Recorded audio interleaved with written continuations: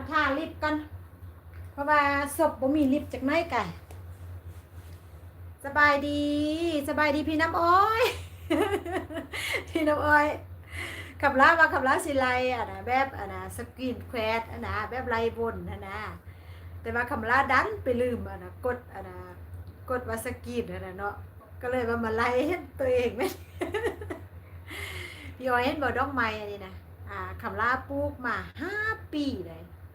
5 ปีที่คำลาทนุถนอมใส่ปุ๋ยหดน้ำคำลารอคอยว่าแต่ละปีว่าอันเข้าสิออกดอกให้คำลาบ่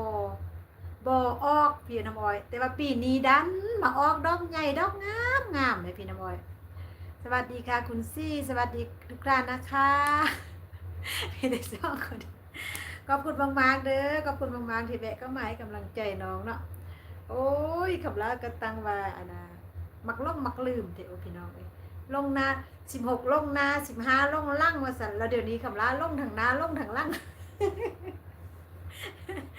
ลงทางนาลงทางล่างแล้วพี่น้ำอ้อยเอ้ยคำลาหันว่าสีไลประมาณถ้าว่าเป็นมือวันเสาร์วันอาทิตย์เนาะคำลาก็สิเป็นไลสดอยู่ทุ่งนาแล้วคำลาก็จะบ่มีคลิปพรีเมียร์ถ้าวันจันทร์ฮอดวันศุกร์แล้วคำลาก็จะมีคลิปพรีเมียร์ปล่อยตอนประมาณ8 โมงป่ายนี่แหละพี่น้ำอ้อยแต่ละมือของแต่วันจันทร์ฮอดวันศุกร์นะคำลาก็จะทำคลิปพรีเมียร์ปล่อยแต่มือวันเสาร์กับวันอาทิตย์แล้วคำลาสิเป็นนางอยู่เที่ยงนาไล่อยู่กลางนานะตามที่คำลาโน้ตไว้แผนของคำลานะแต่มือนี้คำลาก็ว่าสิไลประมาณว่าสิไลสติมบนหั่นเนาะสิไลสติมบนหั่นเพื่อว่าเปิดการมองเห็นแดงแต่ว่าคำลาผัดว่าลืมแหมลืมกดว่าสกินแควดนั่นน่ะก็เลยมาออกเอ้าวันนี้เขากดทายทอดไปแล้วเด้เนาะมันก็มาเห็นหน้าผากลานเพอเบอร์นี่แหละ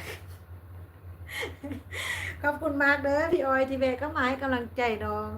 อากาศก็จะมื้อวานนี้ฝนตกเนาะแต่ว่ามื้อนี้ฝนบ่ตกแม่พี่ออยมื้อนี้นะฝนบ่ตกก็อากาศก็สิเอานิดนึงสิเอาฮอนนิดนึงทางนั้นฝนตกบ่พี่ออยคำลาก็คิดว่าพี่ออยยังอยู่บอนที่ว่าพี่ออยทำตอนนั้นเนี่ยเนาะมีบอนจะเป็นจังได้เกาะบอนที่ว่าพี่ออยค่ายข้องขนาดเนาะ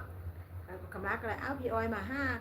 าพี่สาวบ่มายามผู้ใดสินี่คำลาก็เลยถามพี่ออยตอนเช้าโอ้ยขอบคุณมากๆขอบคุณมากๆที่เวก็มาให้กำลังใจความจริงแล้วกำลังมีคลิปเนาะมีคลิปที่ว่าเบิ่งพวกพี่ๆเพิ่นออกกำลังกายนะเพิ่นก็จะเต้นแบบเต้นแอโรบิกนี่นะเนาะแบบแต่ละคนก็เต้นตามสไตล์ของไผของมันนะก็เลยว่าสิเอาคลิปตัวนั้นมาเป็นสติมวน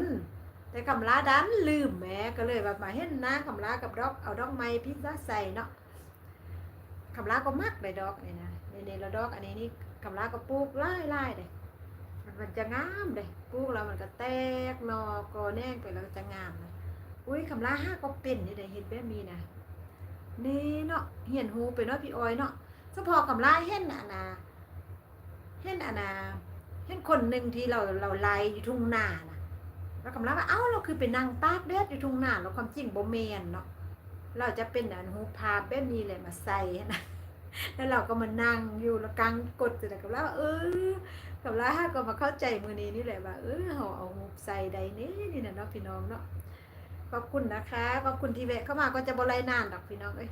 ไล่แป๊บก็จะพักก็จะลงละเพราะว่าอยู่ข้างบ้านนี่เพิ่นจะมัดแค้นจะเฮ็ดควันเด้นะเพิ่นก็เลยว่าเป็นพอเซียวไม่เซียวกันนะเนาะไม่เซียวมันสิเฮ็ดควันให้ผัวเนาะให้ผัวเราเพิ่นก็เลยมาบอกว่าไปมัดแค้นเด้อแต่ว่าคำลาก็ไปโอ้ยสบายดี